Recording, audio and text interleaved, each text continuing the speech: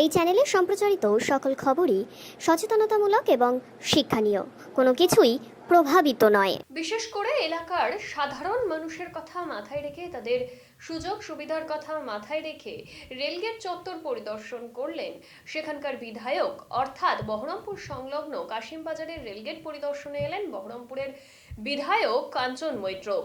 এই দিন পরিদর্শনে তার সাথে ছিলেন ইস্টার্ন রেলওয়ের কর্তৃপক্ষ আধিকারিকেরা। উল্লেখ্য, মুর্শিদাবাদের এই কর্তৃপক্ষের আধিকারিকেরা কাশিমবাজার স্টেশনকে মডেল স্টেশন করার কথা মাথায় রেখেছে। তাছাড়াও নবাবের জেলা মুর্শিদাবাদের কাশিমবাজার স্টেশনের গুরুত্বও রয়েছে যথেষ্ট। পাশাপাশি এই স্টেশনের দুই প্রান্তে দুটি লেভেল ক্রসিং রয়েছে, যার উপর দিয়ে ফ্লাইওভারের দাবি রয়েছে জনসাধারণের। সম্পূর্ণ বিষয়টি মাথায় রেখে মূলত এলাকার সাধারণ ও রেল যাত্রীদের সুবিধার্থে দীর্ঘমেয়াদী একটি কাজের ত্বরান্বিত করার লক্ষ্যে এদিন রেল দপ্তরের উচ্চপদস্থ আধিকারিকদের সাথে কাশিমবাজার স্টেশন পরিদর্শন করলেন বহরমপুরের বিধায়ক কাঞ্চন মৈত্র। পরিদর্শন করার বিষয় না, এটা দীর্ঘ 1-1.5 বছর ধরে চেষ্টা চালাচ্ছিলাম।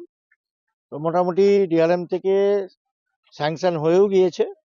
এই যে আমাদের সয়দাবাদ এবং কাশিমবাজারের এত মানুষের যাতায়াত, এই ব্যাসপুর আর ওদিকে আমাদের ঝাউখোলার যে লেভেল ক্রসিং, এই দুই লেভেল ক্রসিংয়ে মানুষকে অনেকক্ষণ ধরে অপেক্ষা করতে হয়। যাতায়াতের জন্য মানুষের স্কুল, কলেজ, অফিস, ব্যবসার জন্য প্রায় 5 থেকে 6 বার করে মানুষকে যেতে হয়। তো সেই অসুবিধার কারণে আমি ডিআরএম এর সাথে এবং আমাদের জেনারেল ম্যানেজারের সাথে যোগাযোগ করেছিলাম, চিঠি দিয়েছিলাম।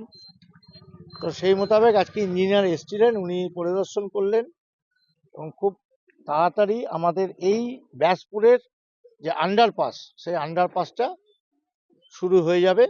আর ঝাউখোলার ওটা হচ্ছে আপনার আরবি, তো মানে রেলওয়ে ওভারব্রিজ, সেই রেলওয়ে ওভারব্রিজটাও কাজ আরম্ভ হবে, একটু সময় লাগবে। তো এইগুলোর জন্যই আজকে এসেছিলাম। তার সাথে সাথে আমি ওই আমাদের চালতিয়া যে বিল, সেই চালতিয়া বিলে বহরমপুরের সাথে ভাকলির কানেক্টিংয়ের জন্য ওখানেও আমি একটা চেয়েছি, ওখানেও একটা চেষ্টা চলছে। আর আমাদের মধুপুরের সাথে, মধুপুর বহরমপুর শহরের মধুপুর এবং কাশিমবাজারের সাথে যোগাযোগের জন্য মাঝখানে কোনো যোগাযোগের ব্যবস্থা নেই। তাই সলমাপাড়ার মধ্যে দিয়ে যাতে আর একটা ছোট্ট আন্ডারপাস করা যায়, তার জন্য আজকে ইঞ্জিনিয়ারের সাথে আলোচনা হলো। উনি সব দেখলেন, জানলেন। আর আগামী দিনে ওটাও ডিআরএমকে বলে যদি স্যাংশন করানো যায়, তাহলে মধুপুরের সাথে কাশিমবাজারের যোগাযোগটা খুব সুবিধা হবে, মানুষ খুব সুন্দরভাবে যাতায়াত করতে পারবে। এই সব বিষয়গুলো নিয়েই আজকে ইঞ্জিনিয়ারকে নিয়ে সকালবেলায় আমরা কাশিমবাজার সংলগ্ন আমাদের যারা সদস্য বা কর্মী যারা আছেন তাদেরকে নিয়ে আমরা একটা পরিদর্শন করে গেলাম। বহুদিন ধরে চেষ্টা হচ্ছে, তো কেউ কোনোদিন এই কাশিমবাজারের সাথে মানুষের, সয়দাবাদের বা বহরমপুর পৌরসভার সাথে যোগাযোগ করা বা মনীন্দ্রনগর অঞ্চলের মানুষের সাথে যোগাযোগ করানোর কোনো চেষ্টা আজ পর্যন্ত কোনো এমপি এমএলএ কেউই করেনি।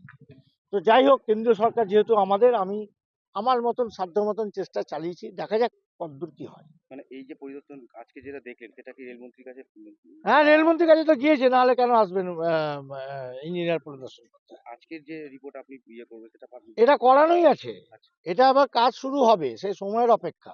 আচ্ছা। হ্যাঁ, সেই জন্যই দেখা হলো। চুয়াপুরে যে ওভারব্রিজটা তৈরি হয়েছে, হ্যাঁ। দেখা গিয়েছিল একটা আইনি জটিলতা হয়েছিল, এনওসি দেওয়া হচ্ছিল রাজ্য সরকার পক্ষ হুম থেকে, হুম হুম, অনেকটা সময় লেগে গেছিল। হুম সেই হুম। জায়গা থেকে এই সমস্যা কি এখানে হতে পারে? না, রাজ্য সরকারের জায়গা তো নিতে হবে, রাজ্য সরকারের কোঅপারেশন তো প্রচন্ডভাবে দরকার। সুতরাং যেটুকুন আমার কাছে খবর আছে, রাজ্য সরকার এনওসি, আমাদের ঝাউখোলার এনওসিটা রাজ্য সরকার দিয়েছে। দিয়েছে।